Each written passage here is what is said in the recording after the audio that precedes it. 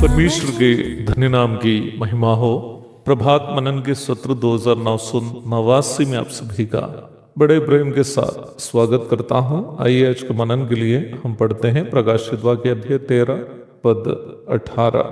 ज्ञान इसी में है, जिससे बुद्धि हो वह इस पशु का अंग जोड़ ले, क्योंकि वह मनुष्य का अंग है और उसका अंग 666 है। 666 की सैद्धांतिक परिप्रेक्ष्य पर हम चर्चा कर चुके हैं। ये प्राथमिक रूप में पाप में पड़ा हुआ मनुष्य का पतन और परमेश्वर बनने की कोशिश करके पराजित हुए शैतान की असफलता को सूचित करती है। पर महाक्लेश काल में जीवन बिताने वाले लोगों के दैनिक जीवन में इसका प्रभाव हम जितने सोच रहे हैं उससे कई गुना अधिक है। हम ये देख चुके हैं कि शैतान का प्रतिनिधि मसीह विरोधी के द्वारा हर एक इंसान पर लगाने हेतु दी जाने वाली छाप जो लेने से इनकार करता है, वह ना कुछ खरीद पाएगा ना ही कुछ बेच पाएगा। इसका मतलब प्राथमिक रूप में यह संख्या खरीद बिक्री से जुटी हुई एक संख्या है। हम जिस जमाने में जीवन बिता रहे हैं, इंटरनेट बैंकिंग, ऑनलाइन ट्रांजैक्शंस इत्यादि हमारे लिए पूर्णतया परिचित बातें हैं। गांव के साधारण लोग भी मोबाइल फोन में उपलब्ध इंटरनेट की सेवाओं का उपयोग करते हुए गांव की ही छोटी सी चाय की दुकान से चाय एवं समोसा खाने के बाद उसका भुगतान ऑनलाइन में ही अदा करते हैं। उसके लिए वे निम्न दुकान में रुपये देने का काउंटर में प्रदर्शित किया गया QR कोड को अपना मोबाइल फोन के स्कैनर से स्कैन करते हैं और चाय और समोसा के पैसे ऑनलाइन में ही अदा करते हैं।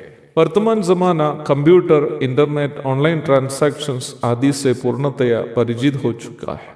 भारत सरकार चाहती है कि यथाशीघ्र इंडिया को एक कैशलेस इकोनॉमी अथवा बिना करेंसी नोट के देश बनाया जाए।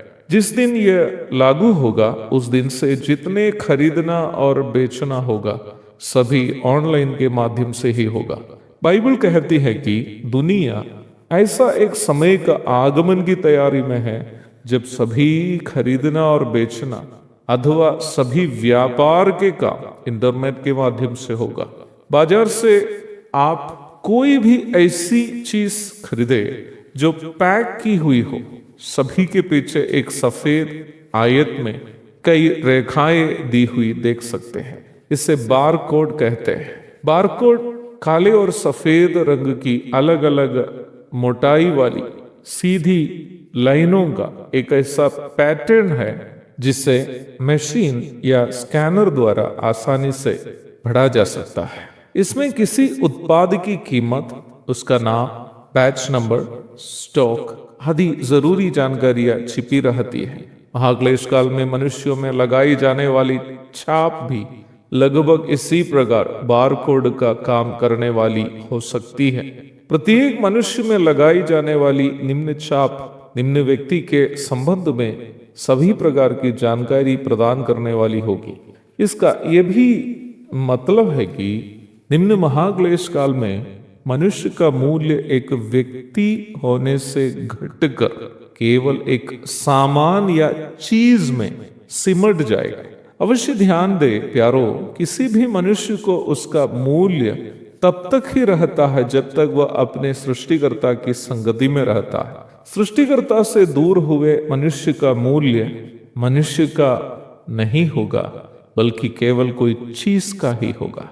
परमेश्वर को भूलकर संसार में सुख सुविधाएं इकट्ठे करने के लिए भगदड़ करने वाला हर एक इंसान को यह बात अवश्य याद रखनी है। महाक्लेश काल के बारे में विचार करते समय मेरे मन में आने वाली एक डरावनी बात भी यह है कि वो एक ऐसा समय होगा जब मनुष्य को मनुष्य का मूल्य ही नहीं होगा। उस समय केवल ऐसे ही लोगों को यहाँ तक जीने की अनुमति होगी जो लोग शैतान और उसका प्रतिनिधि मसीह विरोधी के लिए अपने आप को दे दिया है।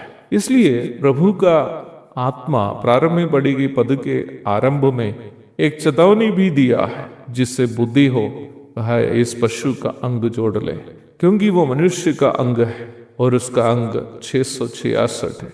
यदि यह संख्या 777 होती तो ये पिता पुत्र एवं पवित्र आत्मा में अस्तित्व रखने वाला अद्वैत परमेश्वर की परिपूर्णता का प्रतीक होता, पर अभी यह 666 है। इसका मतलब ये मनुष्य का उस पतन की परिपूर्णता को सूचित करती है जो परमेश्वर से दूर होने के कारण हुई है। मेरी आवाज सुनने वाले प्रिय भाई बहनों, मेरा और आपका मूल्य का आकलन परमेश्वर के साथ हमारा संबंध से ही नाप लिया जाता है। हम जितने प्रभु के करीब है उतना हम मूल्यवान हैं, जितना हम प्रभु से दूर है उतना हम मूल्यहीन हैं।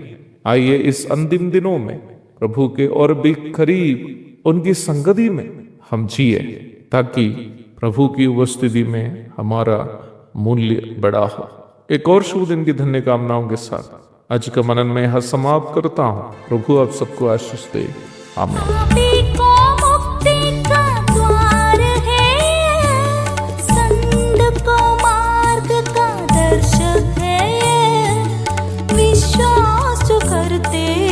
उसके लिए अनंत जीवन का साधन है ये है वचन, प्यारा वचन, यीशु मसीह का प्यारा वचन।